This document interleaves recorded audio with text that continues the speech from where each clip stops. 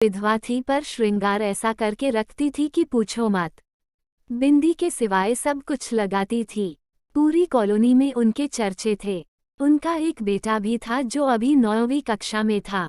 पति रेलवे में थे। उनके गुजर जाने के बाद रेलवे ने उन्हें एक छोटी सी नौकरी दे दी थी। उनके जलवे अलग ही थे। 1975 के दशक में बॉय कटिंग रखती थी।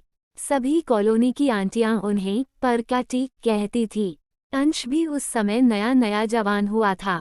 अभी 16 साल का ही था, लेकिन घर बसाने के सपने देखने शुरू कर दिए थे।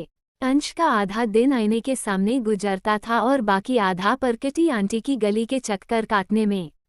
अंश का नववयस्क मस्तिष्क इस मामले में काम नहीं करता था कि समाज क्या कहेगा। यदि उसके दिल की बात किसी को मालूम हो गई तो उसे किसी की परवाह नहीं थी। पर किटी आंटी को दिन में एक बार देखना उसका जुनून था। उस दिन बारिश अच्छी हुई थी। अंश स्कूल से लौट रहा था। साइकिल पर ख्वाबों में गुम उसे पता ही नहीं लगा कि अगले मोड़ पर कीचड़ की वजह से कितनी फिसलन थी।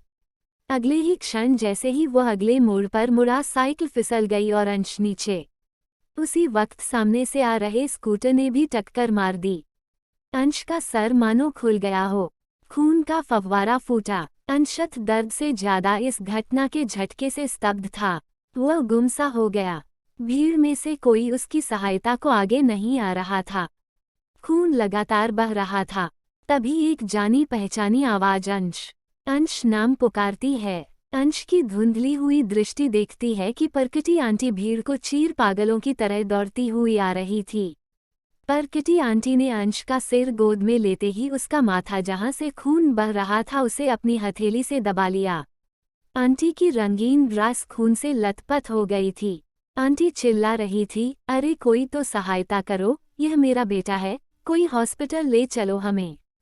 अंश को अभी तक भी याद है, एक तिपहिया वाहन रुकता है, लोग उसमें उन दोनों को बैठाते हैं। आंटी ने अब भी उसका माथा पकड़ा हुआ था, उसे सीने से लगाया हुआ था। अंश को टांके लगाकर घर भेज दिया जाता है, पर किटी आंटी ही उसे रिक्शा में घर लेकर जाती हैं। अंश अब ठीक है, लेकिन एक पहेली उसे समझ नहीं आई कि उसकी वासना कहाँ लुप्त हो गई थी। जब परकटी आंटी ने उसे सीने से लगाया तो उसे ऐसा क्यों लगा कि उसकी माँ ने उसे गोद में ले लिया हो। वात्सल्य की भावना कहाँ से आई? उसका दृष्टिकोण कैसे एक क्षण में बदल गया? क्यों वह अब मातृत्व के शुद्ध भाव से परकटी आंटी को देखता? आज अंश रेलवे से रिटायर्ड अफसर है। समय बिताने के लिए कम्युनिटी पार्क में जाता है।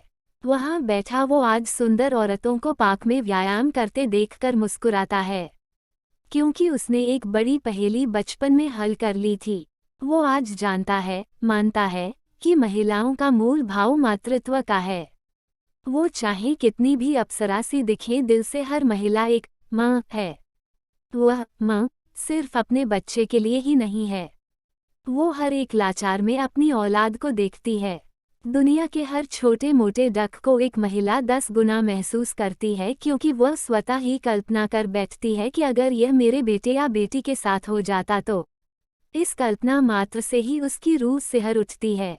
वो रो पड़ती है और दुनिया को लगता है कि महिला कमजोर है।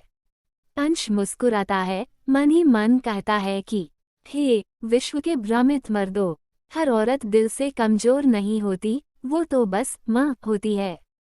Throwing kisses, folded hands. साभार।